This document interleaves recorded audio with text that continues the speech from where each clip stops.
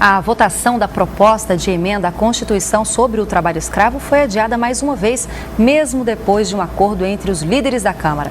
A bancada ruralista foi atendida e uma lei será criada para definir o que é trabalho escravo e como será feito o processo de perda da propriedade de quem usa a mão de obra escrava.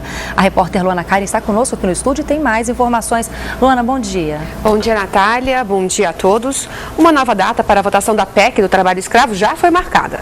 Será no próximo dia 22, daqui a 2 semanas. Essa proposta foi apresentada na Câmara há quase 11 anos e a votação em primeiro turno aconteceu em agosto de 2004. De lá para cá, a PEC ficou parada, aguardando a votação em segundo turno no plenário da Câmara. Para comentar o assunto, nós convidamos a presidenta do Sindicato Nacional dos Auditores Fiscais do Trabalho, Rosângela Raci. Bom dia, Rosângela. Bom dia, Luana. Os cerca de 300 deputados que compõem aí a bancada ruralista na Câmara Federal têm razão. É imprescindível a criação de uma lei para definir o que é trabalho escravo e o processo de expropriação de terra para que seja votado, então, a PEC do trabalho escravo?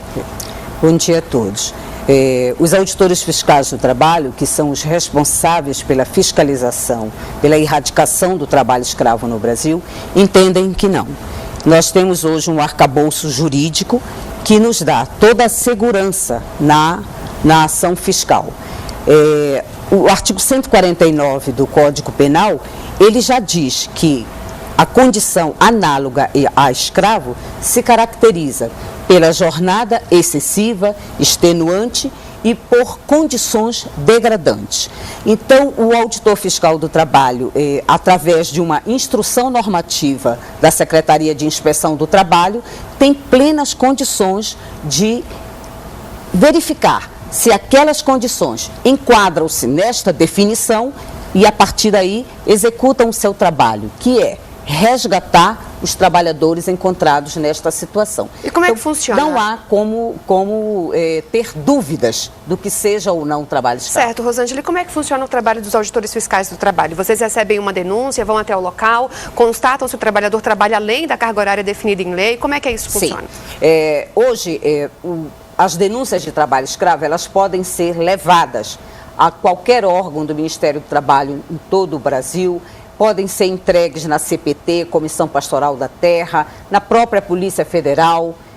Essas denúncias, elas passam por uma espécie de triagem e de investigação prévia para se verificar se não há ali alguma coisa que seja não verdadeira, né? E a partir dessa averiguação prévia, os grupos de fiscalização se deslocam acompanhados da Polícia Federal ou da Polícia Rodoviária Federal para o local para constatar a veracidade das denúncias. E como a PEC do trabalho escravo, a aprovação dessa proposta de emenda à Constituição vai afetar o trabalho de vocês? Eu diria que não vai afetar, né? Ele vai simplesmente ampliar e nos dar até mesmo mais garantias, porque hoje as multas do Ministério do Trabalho, as multas administrativas, infelizmente são de valor muito baixo, chegam a ser irrisórios em algumas situações, dependendo do poder econômico daquele empregador. Então, isso faz com que o empregador, muitas vezes, prefira manter-se na irregularidade, porque primeiro, sabe que a fiscalização, infelizmente, demora a chegar no local, dado o número insuficiente de auditores fiscais hoje no Brasil, de apenas 3.000 auditores, não é?